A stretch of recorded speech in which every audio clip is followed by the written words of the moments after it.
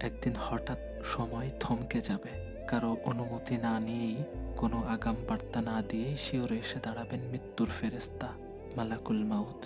আপনি বুঝতে পারবেন আপনার ডাক এসে গেছে, আপনাকে বিদায় নিতে হবে, আপনাকে আপনার রবের কাছে চলে যেতে হবে। তবে বিদায় নেওয়ার আগে আপনাকে যেন এই আফসোসগুলো করতে না হয়। ইস, যদি একটিবার এই কপাল সেজদায় লুটিয়ে দিতে পারতাম। যাদের মনে কষ্ট দিয়েছি, যাদের হক নষ্ট করেছি, তাদের হাত দুটি ধরে যদি একটিবার বলতে পারতাম, আমাকে মাফ করে দাও। জমিয়ে রাখা এই অঢেল সম্পদ আজ আমার কোনো কাজে আসছে না। যদি সবটুকু উজাড় করে আল্লাহর রাস্তায় দিয়ে আসতে পারতাম। যাদের খুশি করতে সারা জীবন পার করে দিয়েছি, তারা কেউ 1 ইঞ্চি পথ আমার সাথে যাওয়ার ক্ষমতা রাখছে না।